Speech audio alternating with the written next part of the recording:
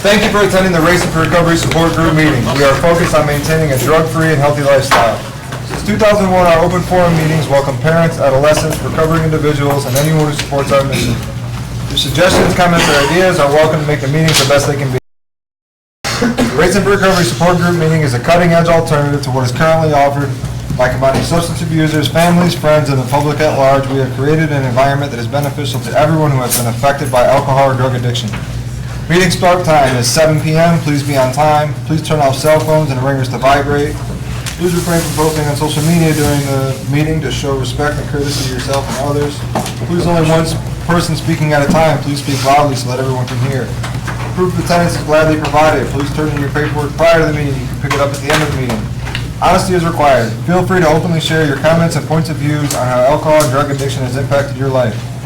This meeting is open to people of all ages and welcomes diversity, so please refrain from using excessive foul language or language that discriminates against any race, gender, religion, ethnicity, sexual orientation, or disability to maintain an atmosphere of respect and dignity for all who are present. If you see a visitor, a new member, or returning member that you haven't seen in a while, please warmly welcome them into our program. Your confidentiality is important to us. What you say here will not be discussed outside of the meeting. Please refrain from leaving the meeting while it is in progress because it is disruptive to others. Smoking or vaping should be done far away from the building. And the disposal of all trash in a garbage can and do not litter on the premises. Thanks, Dustin. Who's got the guidelines for living a lifestyle recovery? Guidelines for living a lifestyle recovery. The lifestyle of recovery guidelines are intended to be utilized by recovering individuals, their families, and anyone else who is striving to avoid substance abuse and achieve sobriety. Guidelines recognizing that substance abuse ruins lives, wanting to pursue positive alternatives to substance abuse such as our education, employment, quality relationships, and health and fitness. Using resources such as friends, family, teachers, and peers as a way to achieve and remain sober. Adding sports, art, or music to these resources will help us stay focused and motivated. Defining balance and working toward making it part of everyday life. Building self-esteem and confidence through sobriety to combat negative feelings regarding oneself. Understanding that negative behaviors of isolation and self-pity lead to self-destruction. Lifting a person up is different than allowing them to continue their destructive lifestyles. Be there for yourself and be patient with your friends and family. Learning how to help without supporting the addictive behavior, providing assistance to the recovering individual that will improve their lives, not further their usage. Recognizing personal challenges and integrating them into our lifestyle as challenges to triumph over. Caring for our personal, emotional, physical, and spiritual individuality is the source. It's a source we use for our sense of worth. Each person is truly magnificent. Our mission at Racing for Recovery is to prevent all forms of substance abuse by promoting a lifestyle of fitness and health for all those affected by addiction. Thanks, Joe. All right, who's got What Racing for Recovery Means to Me by Kelly Anderson? Racing for Recovery means to me, Kelly Anderson. R, respect yourself enough to quit using. Accept the challenges that lie ahead. Commit to your recovery. Include friends and family on your journey. Never doubt your will to succeed. Give yourself credit for your accomplishment. Focus on the positive things you want in life. Overcome your fears and keep moving forward. Remember the reasons you are seeking sobriety. Reach out to others to give and receive support. Expect holes in the road. Choose another road. Care for your body. We only get one in this lifetime. Open your heart, mind, emotions, and spirit. Victory comes from a balanced lifestyle. Educate yourself on all aspects of recovery. Racing for Recovery saves lives. You will learn that with sobriety, anything is possible. Thanks, John. All right, it's time for introductions. Here's where we go around the room. You say why you came, your name. You have to say you're an actual alcoholic. You can if you'd like to. My name is Dustin. I'm here because this is part of my routine, and I can't think of a better way to start off my week. I'm Andre. I'm here for the motivation that I receive from my positive motivation that I receive from my friends at this table, and to give support and receive support. I'll go on Mike. I just like come because I love being here and I love seeing everybody here, and it's helping me a lot. I'm Mike. I'm here to start learn how to repair the damage that I caused while using. Mike, and enjoy being here. I'm Scott. I'm here for hope and inspiration and support the light. I'm Ann. I'm here because I choose to be here and appreciate learning your experiences. I'm Rob. I'm here because I choose to be, and this place has changed my life, and I want to continue to get better and live a happy, healthy life. I'm Pat. I'm here for positivity, and whatever issues you have, or if you have a bad day or a bad weekend, you can come in here and get support. And there's always someone that says something that you think that you're in bad trouble, and there's always someone else who has a worse problem. So come here and you get good therapy free. I'm Rick. I'm here to continue spiritual belief that works. I'm Craig, and I am here to learn. I'm Sandy. I'm here because I want to be, and that was a good way to start off the week here on Monday. Thanks. Steve, I'm an alcoholic. I am Kayla. I'm here to listen and learn. I'm Nick. I'm here because I really need to be here. I'm Brittany. I'm here to learn and listen. I am Joy. I'm here to build support and listen. I'm Dylan, and I'm here for the great coffee.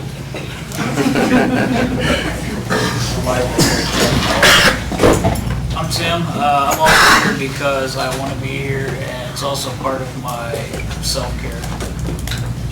Dina, I'm here to get support. I'm Brittany, and I'm here for my recovery.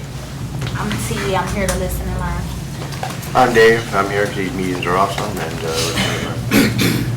I'm Roz. I'm here for the positivity and growth. I'm Larry. I'm here because I want to be, and I'm here to partake in recovery. I'm here for my recovery and thank Rachel for recovery for all the help they give me. I'm Bobby Joe. I'm here for the support. I'm Emily. I'm here because I want to be here and because I missed everyone that went out of town this week. My name's Dan. I come here because this place has brought me hope again. I'm Leah. I'm Kristen, and I come for the positive support, and also I am looking to learn balance. I'm Rachel, and I'm here to live a safe and sober life.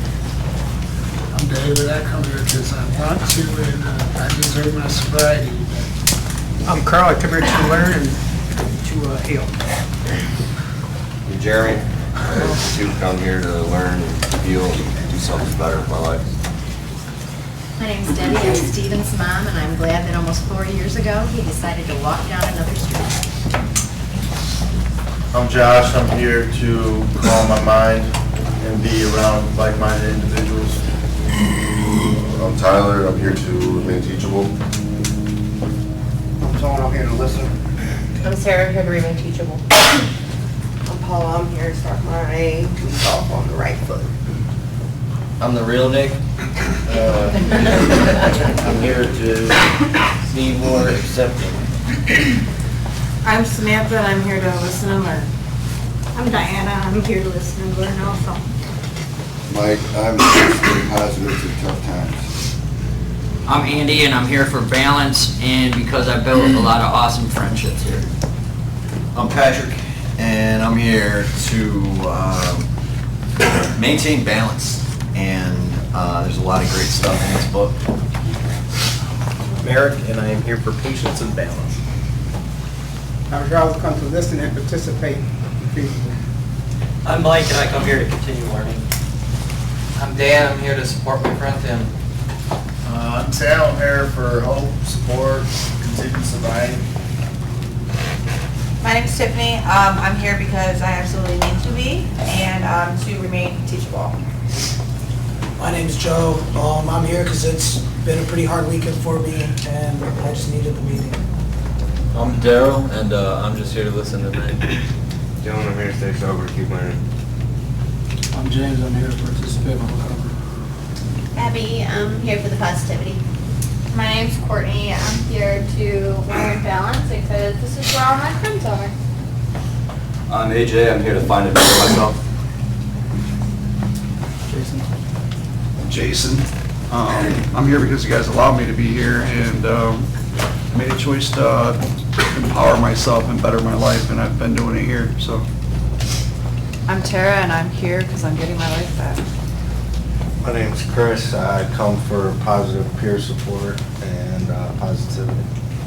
I'm Candace. I had a long day and it's Monday, so it's a good way to start. I'm Brittany. I'm here to be happy and stay happy. I'm Gabrielle and I'm here to learn. I'm Kurt. Had a great start to the week. I'm going to just keep that rolling. Steve, I come here to stay on the right path. My name's Faye. I'm here to give and get support. My name's Josh. I'm here because I need to be. I'm Megan. I'm here for positive peer support. I'm Desiree. I'm here to learn balance. I'm Randall. I come here to stay humble and always keep growing. I'm Tara. I'm here to remain teachable. I'm John. I'm here because I have control of my life today and I have a choice. I'm Darlene. I'm here to make better choices, put action behind my choices, and balance.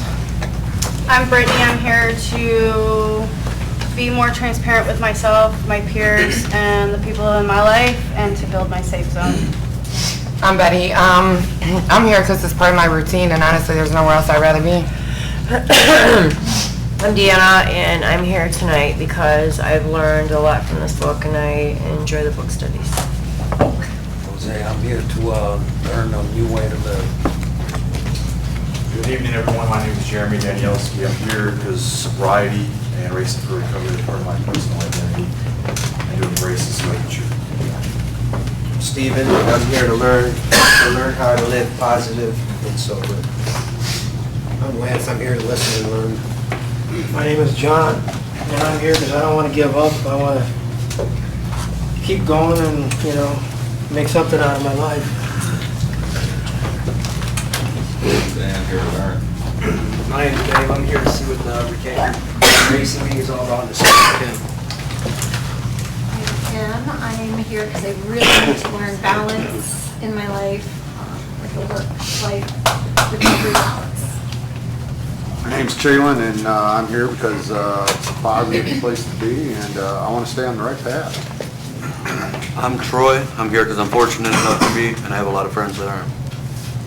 I'm Cheryl. I'm here to support and receive support.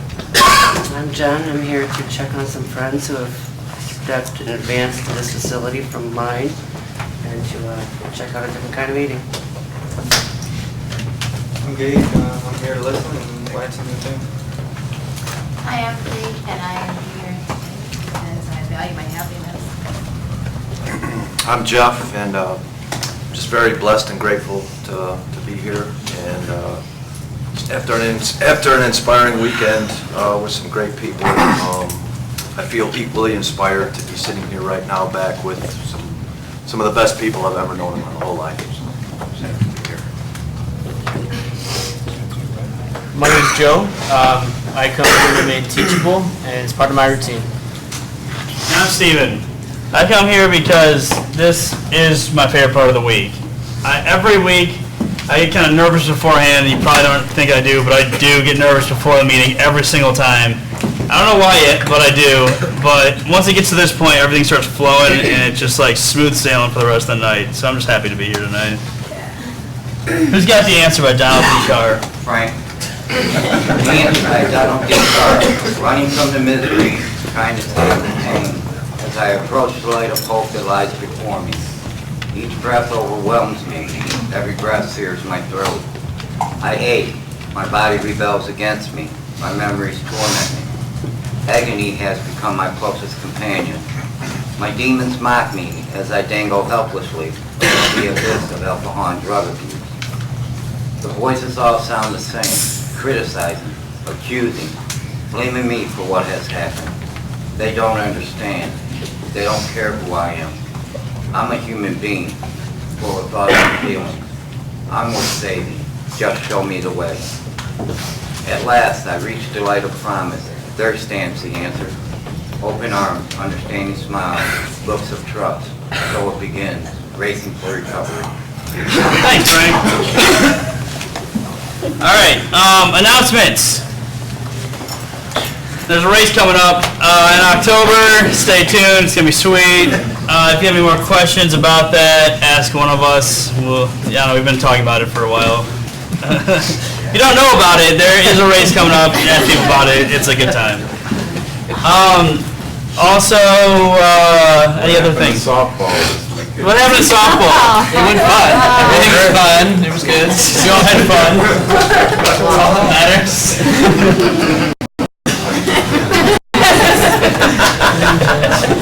I just wanted to know. We all had fun. That's all that matters. You seem pretty defensive about softball. I just said we had fun, that's what was the score. It was good. Very cool. Softball is good. All right. As you can see from the introductions, our meetings are for everyone affected by self-destructive behaviors. No topic is off limits. If you have a question or something you'd like to discuss, we encourage you to bring it up early so we have time to discuss it. With that being said, does anyone want to talk about anything that happened that's either good, bad, anywhere in between? Anything that's on your mind? Anything that's bothering you? Joe, you want to talk about softball? No. All right. All right, so we are on page 31. Jessica Whitley. Where? Page 31, halfway down the page of Jessica Whitley. Jessica. Anyone like to read for me? Deanna. Got it. By 14, I was suffering from an eating disorder and drug addiction. The drugs enabled the eating disorder, and I had dropped to a dangerously low weight. My mental health was shot. I often could not connect with reality. Meth led to several psychotic episodes. All I could think about was my weight, not eating, exercise, alcohol, and drugs. I began cutting myself as well. I had been in a psychiatric hospital about 4 times between the ages of 16 and 20. Every day was filled with anxiety, depression, and sometimes suicidal thoughts. The only emotion I was able to recognize was anger. By the time I was about 17, I had no relationships left. Even my drug-using friends were sick of me. The members of my immediate family were torn apart by my illnesses. My adolescent brother could no longer watch me self-destruct and left home. Communication with my parents was always fueled by anger and misunderstanding. I dropped out of sports. Self-destruction was more important. I was unable to stay in college. When I was 17, I had a horrible car accident. I don't remember anything past getting in the car and making the rare decision to buckle up. I ended up driving off a bridge, going airborne over a street and landing on a jungle gym in an elementary school playground. Thank God the children were not outside because it was too cold. I was pulled from my car and taken to the hospital. The hospital called my mother and told her to come and identify a body. The staff showed my mother my bloody jacket and told her to wait. She didn't know if I was alive or dead. I was on breathing support, treated for head trauma, a broken hip socket, clavicle, tailbone, and scapula, and bleeding from my ears. The left side of my face was paralyzed, and I have permanent hearing loss in one ear. My body was torn apart, but apart from the hearing, I made a full recovery, and the incident had no impact on me. It was just another thing to numb out. Another time, I had been partying and overdosed on alcohol. I was not breathing and almost lifeless upon arriving to the hospital. Then, after a long period of anorexia, I became bulimic for a while. I was throwing up around 15 times a day. Then when I was around 18, my mother walked downstairs while I was trying to hang myself, and straight to the psych ward I went. A short while after my second child was born, I had a relapse of drinking. I drove home from vacation with my kids while I was highly intoxicated, and a neighbor called the police. Child Protective Services got involved. I had to place my children with their grandmother for 4 months. I had never been so devastated in my life.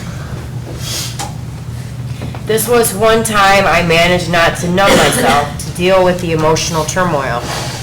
I had to get my children back. I had been seeking help for a long time. I was in and out of both sobriety and my eating disorder. After I got my kids back and had my third child, I relapsed again with alcohol. Then one day I was battling whether or not to use, and I suddenly saw clearly what was happening. What the hell am I doing? I thought. I am going to lose my kids again if I don't kill us all first. How can I put us through this again? I realized there was something wrong with me and that it wasn't other people's fault. I realized that I needed to change. My therapist believed maybe a well-rounded holistic approach would be helpful. I went to my first Racing for Recovery meeting and was absolutely amazed at what went on in that room. The group dynamic was everything that I had been looking for. I also saw Todd individually several times. One of the most important things I have gained from Racing for Recovery is perspective. I was able to understand what I had been doing to myself and to everyone around me. In these groups, I was able to step back and gain a real connection with how my behavior affects others. I've been recovered from my eating disorder for almost 4 years and totally sober since February 7th, 2011. The key to my recovery was taking all the support offered to me and using it to get well instead of using it to stay sick. It can be easy to stay sick when people take care of you. Another key, a daily decision. I decide every day that I want my life to get better and that relapse won't lead me to that. Today, I finally see my life going where I want it to go. I am pursuing a nursing degree. I am being the type of mother that I want to be. My children, 4, 3, and 2 years old, are the loves of my life. I even like myself, usually. People trust me again. My relationships are honest and no longer turbulent. I feel a part of the community. Every day is not a good day, especially coping with an anxiety disorder, a mood disorder, and OCD. But I cope without using. I am learning to live in the moment and how to deal with being uncomfortable. Thanks, Deanna. That was a long one. I appreciate it. Yeah.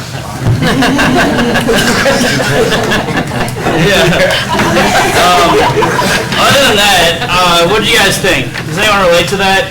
Brittany? I related to the whole thing, but I think the last little paragraph hit me a little hard. This weekend, I saw my family for the first time in 5 months since I've been sober, and it was definitely not what I expected to walk into. I had family hug me that have never hugged me in my life and told me they were proud of me, so I'm at that point where I'm able to build those relationships again and being the mom that I want to be. And I don't feel like I have those turbulent relationships with those people anymore because I'm doing everything that I need to do to fix that and to work on myself, and they see that. So that last part hit me really hard. That's awesome. Thank you so much.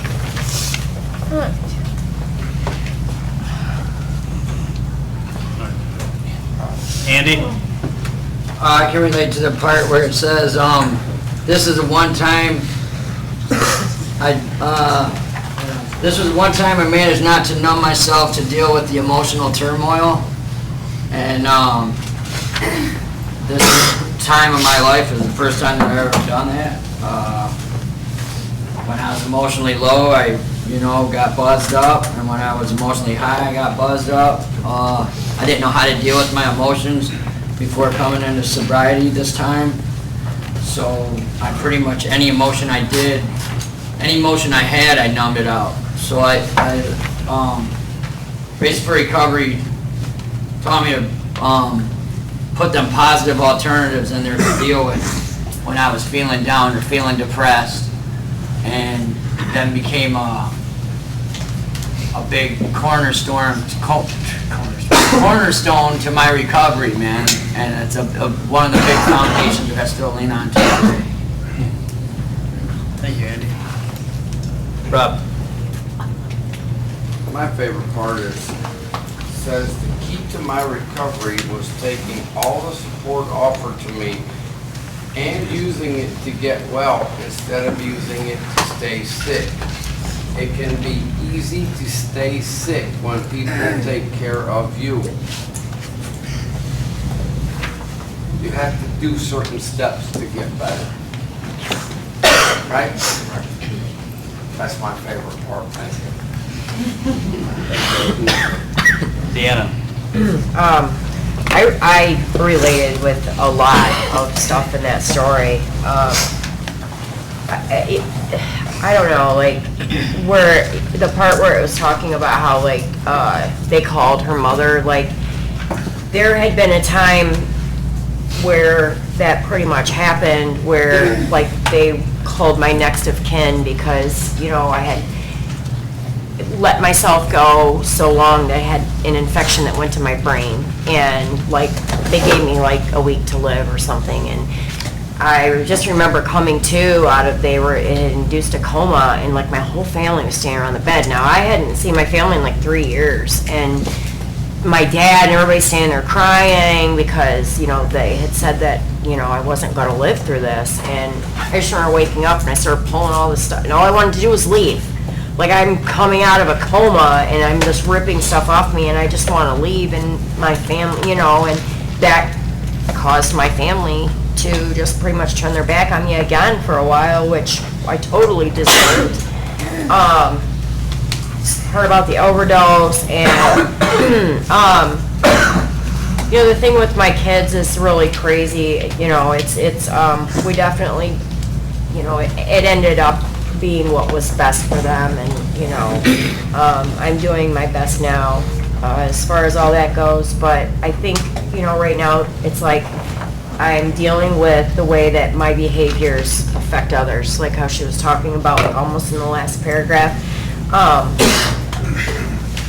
And that's really important to me, you know, and I really don't care what anybody else thinks about it. I know what I'm working on, and I know where my shit is. You know what I mean? And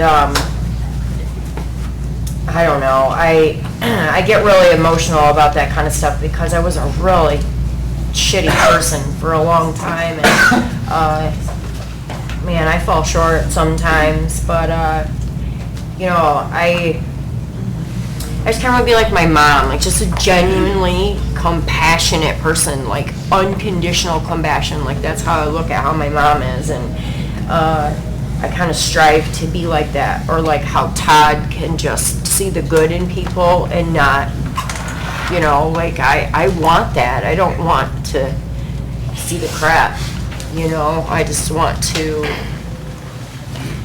just love people. Yeah, I really like the story. I'm glad I got to read it. Thank you.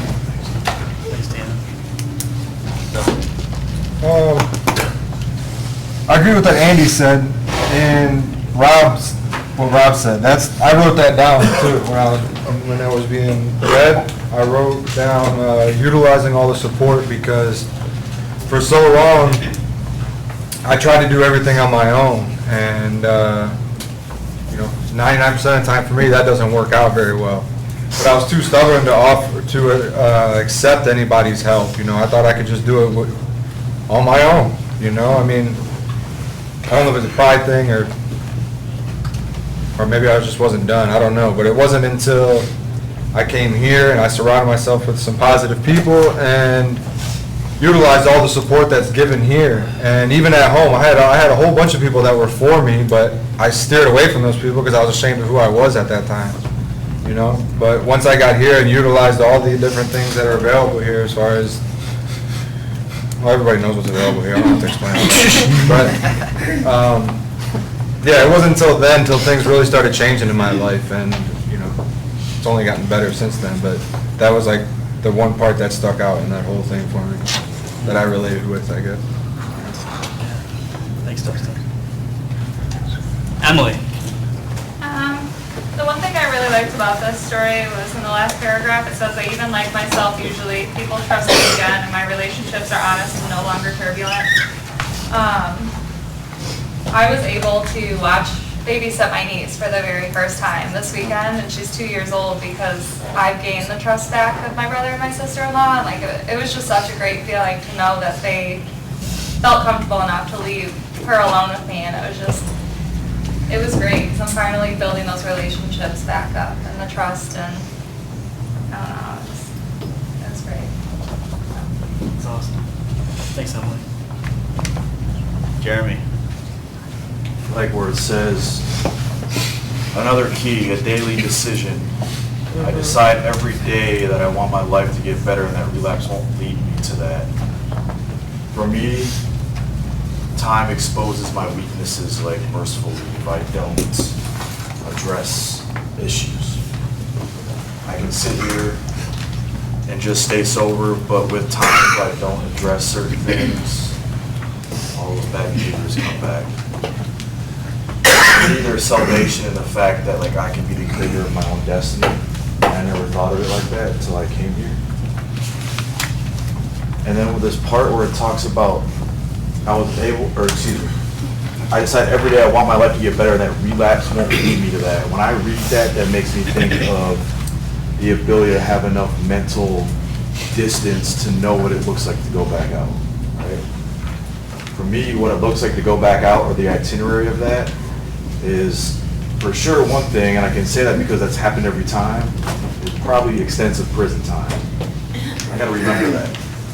Luckily that didn't happen this time. I don't know why, but for the grace, I do know why, but for the grace of God, I didn't have that this time. But I need to remember that because that's part of the momentum, or one of those factors that plays into why I don't pick up, right? Because I need to remember what it looks like. That shit's not fun.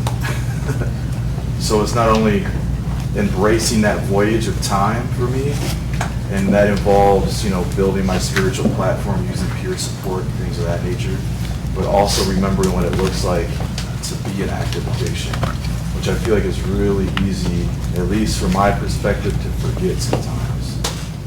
I just like that part because it really made me think of it. Thanks, Jeremy. Talking about the family aspect, every Sunday evening I go to my parents' house and I have dinner with them. I get to do my laundry for free too, which is a nice perk, but it's just something that we've been doing for ever since I've been sober. I go over there on Sundays, I spend time with my parents, and we have dinner.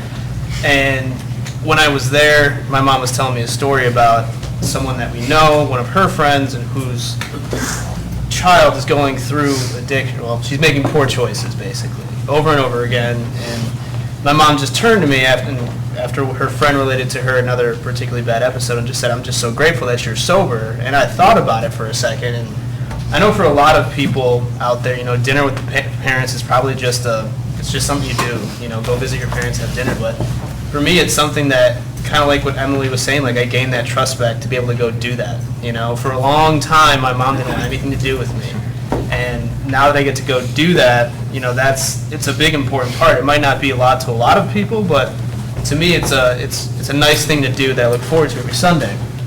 And kind of like what Dustin was talking about with, not doing this on your own. We joke about softball, and honestly, we go out and get our asses kicked every weekend. But I have so much fun doing that just because we get to just hang out and have a good time. The relationships I've built just through that, just talking with people, outside of a meeting setting or outside of the building here, you get to build relationships like that. And that's just one example of what makes this place different. When she said in there, the group dynamic is everything she's been looking for, I felt the same way.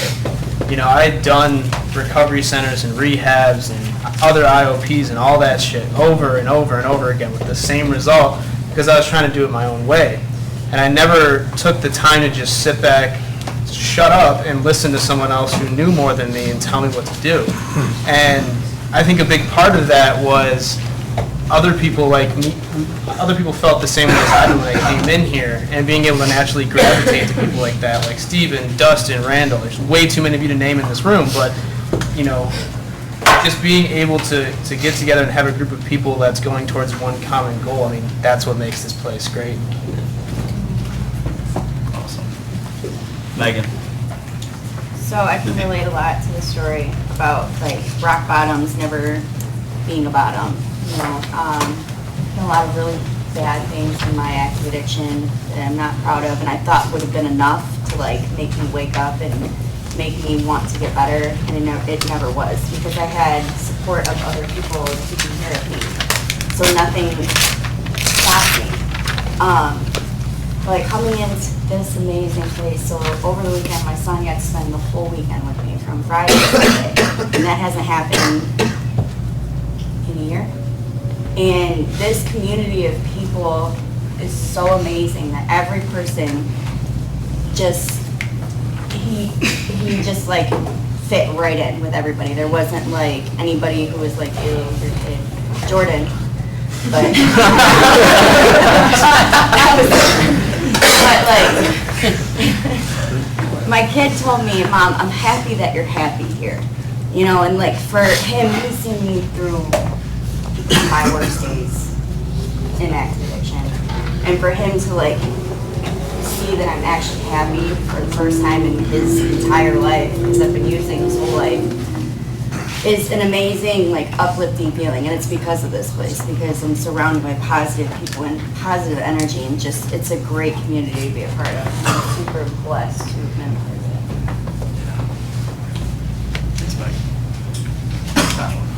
it. Mike.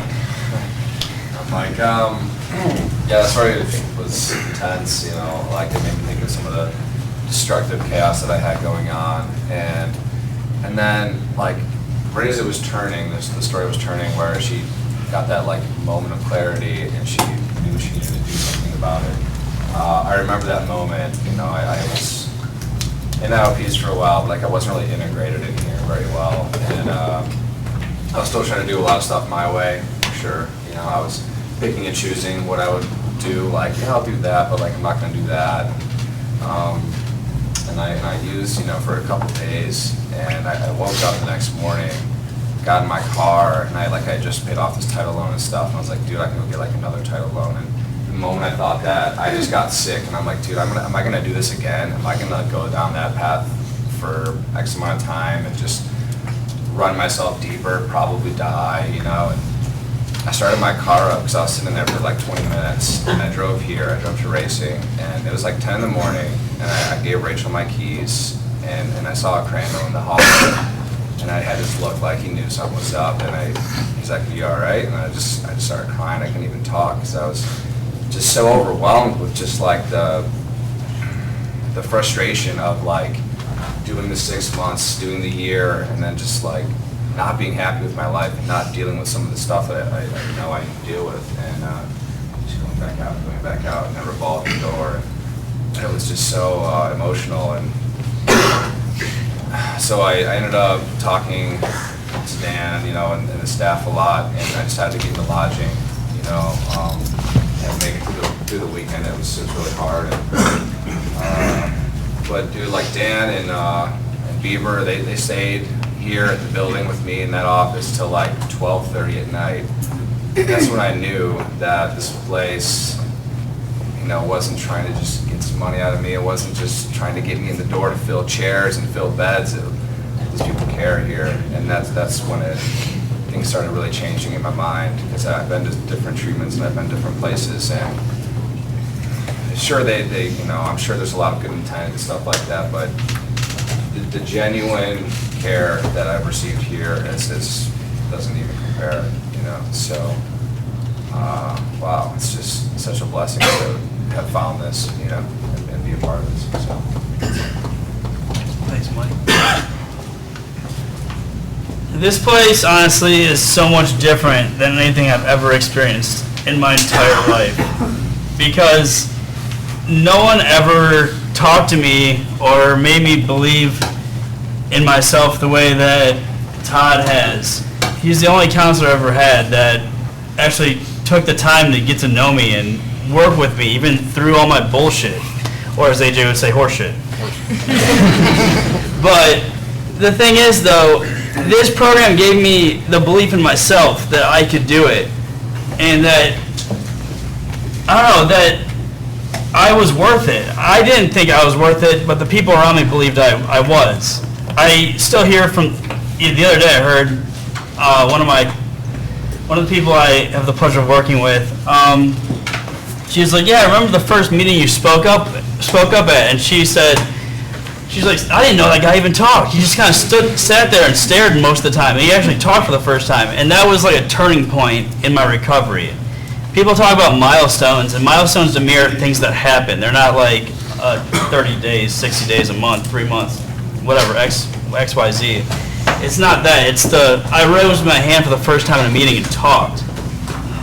I went and got to have dinner with my parents. I got to go get hugs from my family.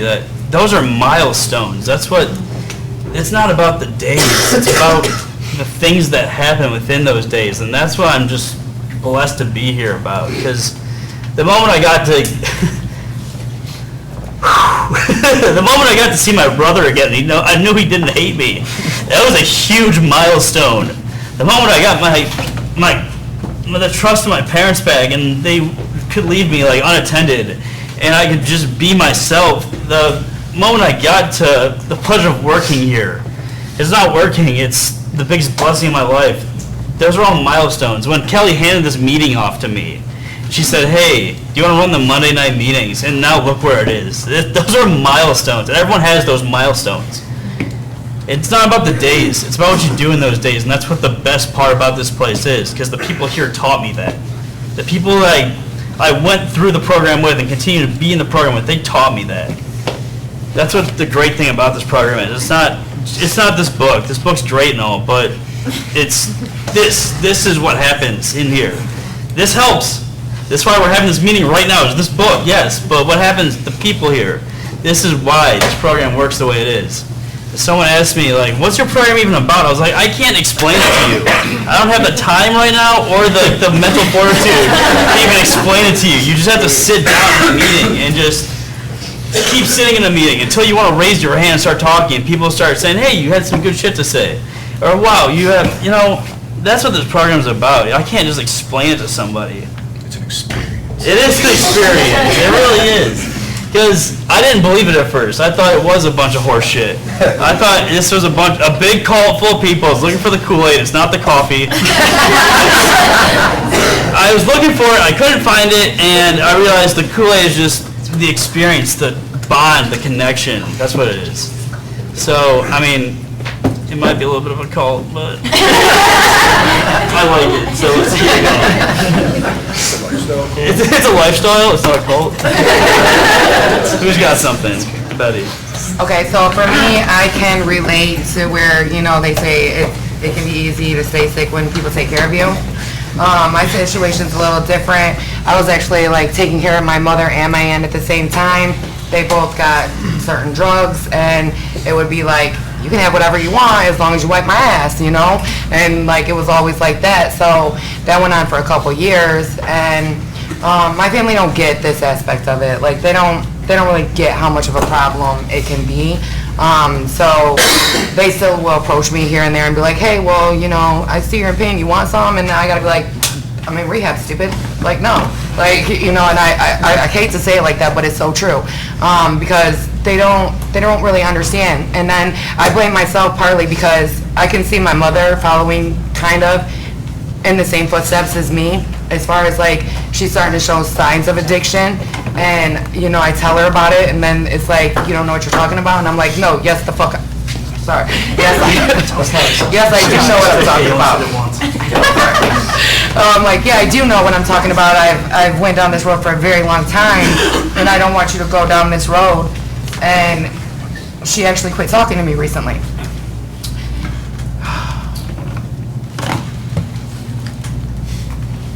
I haven't talked to my mom in over 2 weeks now. Because I said this to her, and she tried to make my dad turn his back on me as well. So I kind of been going through it. I know I put on a really good front, and everybody thinks I got my shit together, but I'm a mess. A lot's going on. I got family talking shit about me, lying on me, saying shit that's not true. And then I got my mom, who's my best friend, that that hasn't been talking to me because I told her, like, she needs to stop taking things. So I can really, really, really relate to that. Like, it was really easy for me to get whatever I wanted. If I wanted money, here you go. If I needed pills, here you go. You know, my mom knew I was doing dope. She just acted like it was another pill. It was fine. But now that I don't do them things for them anymore, it's like, I'm not there for you anymore. You know what I mean? And, like, that's hard for me because my mom's my best fucking friend. You know what I mean? So I don't know. But, yeah. It takes a lot of courage to open up and say that. I think you're doing great. Thank you. Jason? Where's Jason? I love being in a meeting with a bunch of like-minded people. I mean, realistically, I was sitting here and thinking that what everybody was saying, I can relate to every single person that was speaking tonight. Something about what they were talking about. I've went through, I've endured, it's going on, whatever. I can really relate to her story. The details are a little different, but 12 years ago when I first decided to get sober, I lost my oldest boys for a year. I wasn't allowed to see them. I had to fight to get them back. So when I got hurt and started taking a lot of opiates, I mean, I was on a lot of medication. I never thought, here we go, I'm gonna lose my kids. You know, I didn't think that my addiction was gonna kick back in. I didn't think that, I thought I was okay, you know, and that's it's just crazy about this is being on guard, protecting your sobriety. I relate to her point all the way up to the suicide, because I did not want to live. January 20th, I did not want to live. My wife left, I was a fucking mess. I was a mess. That word's just so natural for me, I apologize. And she's talking about, I do this every day. I wake up every morning, I do my meditation, and I ask myself, how do I want to feel today? Now, her words were a little different, but the bottom line is, I want to feel good today. I want to have a happy life. I don't want to be stuck in that rut where I was. I had an amazing weekend. I went on a date with my wife on Friday night. It went amazing. I feel reconnected, and I don't want to get choked up. I hate addiction. I absolutely hate it. It destroys our lives. It destroys our families. And it's like one of the hardest things to overcome until you get all in. And then once you get all in, it ain't hard at all. You just do some simple things, you know, and life starts smoothing out again. But so fastly, I'll forget where I just came from. So fastly, I'll start judging and being arrogant. So fastly, I will make bad decisions. You know, this is crazy. It's crazy. I'm glad I'm at where I'm at today. Realizing a lot of things, accepting a lot of my faults, you know, realizing that, we all go through certain things for certain reasons to learn certain things. And what am I doing with that? So I was just asking myself, I was like, what are you doing with yourself today? You know, my 12-year-old son right now won't talk to me. We're not racing motocross right now because of some decisions I made in my addiction last year. And what I have to do right now to sustain my sobriety, run my business, try to work on my marriage. I don't have time to go race every weekend. I don't have the finances, so my 12-year-old son is so upset with me. Like, he won't even return my texts or calls, and it's crushing me because not only just, 12 years ago, I had to fight to get him back when he was 6 months old. And my oldest boy was 5. I don't know, it's just, my mind's going all over the place right now. It's got so much good shit happening and some really shitty shit happening. And that's called life, Yeah. you know? But I'm not gonna go smoke crack over it, you know? Actually, that's the furthest thing from my mind right now. I just wanna go to the gym, get a good workout, and go to bed. That's awesome. That's all I got. Who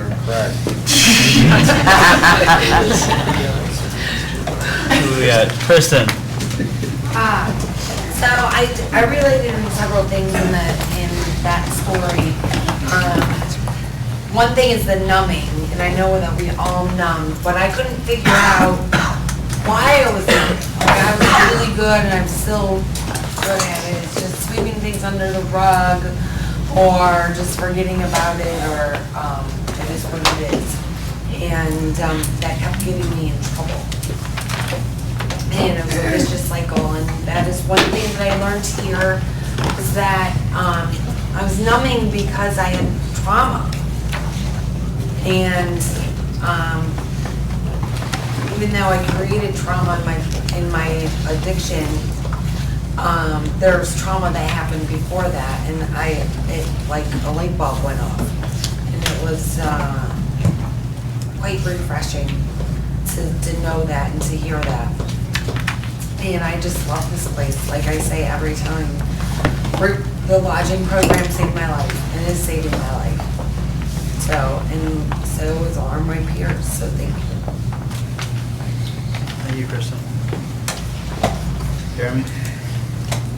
What I like about the fact that you're setting those milestones, now I have an avenue to follow. Because by you doing that, you're setting a platform of success that now I can follow the cadence of. The biggest part of my sobriety sometimes is finding those individuals that might have something, or that success I feel like is attainable for me. And because you set those milestones, now I can follow them. And then maybe set those milestones for the next guy. But when you said that was the first thing I thought of. Seeing other people's success is factual for me, that I get kind of the same satisfaction you get. I talked about this in ILP today. So by you doing that, now I have the ability to feel a little bit of that success and then go on the momentum of that and keep building on it. So I appreciate you bringing that up. Thank you. Pat? I think the big thing about Racing for Recovery is I have no one, and for the last 6 years, I've had no one in my family in recovery. I have people in my family who are addicted my whole life, but I was having so many issues understanding why people get addicted. And a friend of mine 6 years ago said, you ought to come here, because I was enabling, and it took me a long time. My daughter especially did not understand why I still come to Racing for Recovery after 6 years. Why are you so committed? You don't have a problem. You have no one in your family who is in rehab or even wants to be. Why are you there? Yesterday, she learned why I come here.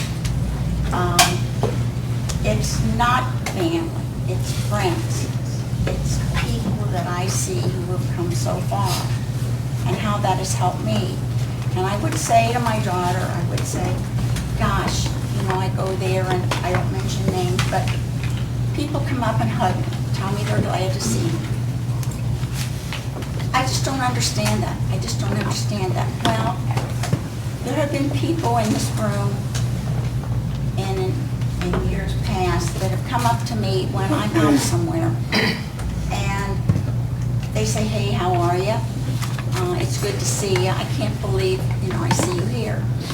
And there's been 3 or 4 times that my daughter's been with me, and she said, well, how do you know that person?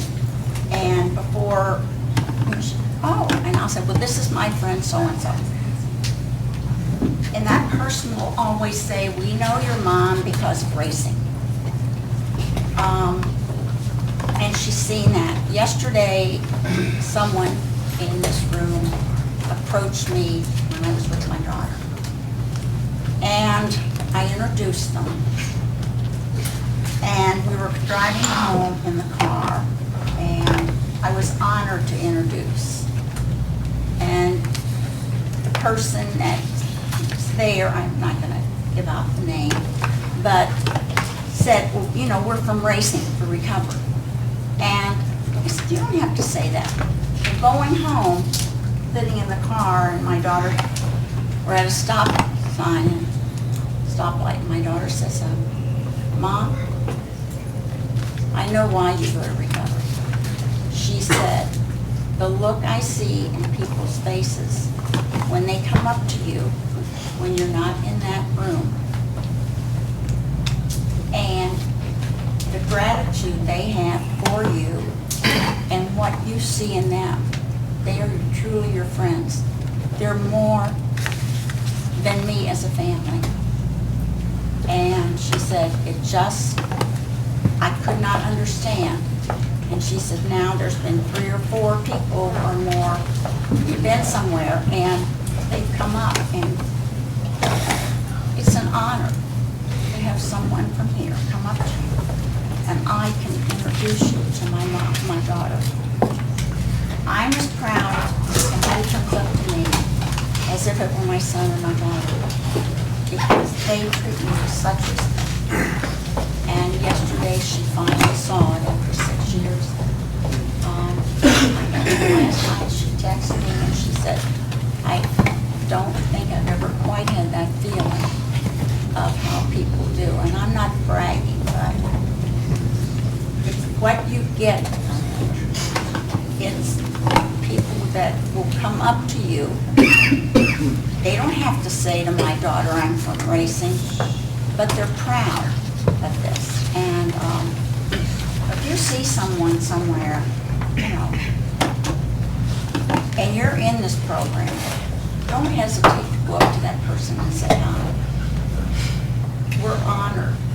I'm honored someone comes up to me and says, so would you like to meet my daughter? And they say yes. And like you say, you don't have to say you're an addict or a drug addict or whatever, but every person that I've been out said, you know, we go to Racing for Recovery. And, it's a blessing. It truly is a blessing. And, like each day, I remember someone who's come to me, and I get to talk so long, but it's a hell of a good feeling to know that someone who has come from here, which I said I don't know how you can go from here to here, and yet they approach you and are willing to talk to you. It's an honor. And you know, everybody do that. Just go to someone, say hi.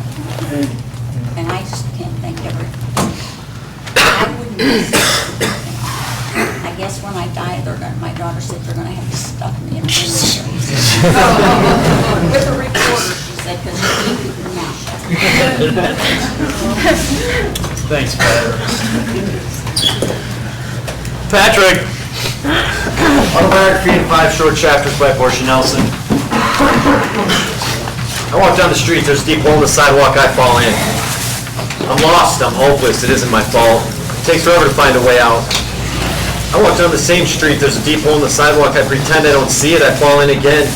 I can't believe I'm in the same place, but it isn't my fault. It takes a long time to get out. I walk down the same street, there's a deep hole in the sidewalk, I see it, it's there, I still fall in, it's a habit. My eyes are open, I know where I am, it is my fault. I get out immediately. I walk down the same street, there's a deep hole in the sidewalk, I walk around it.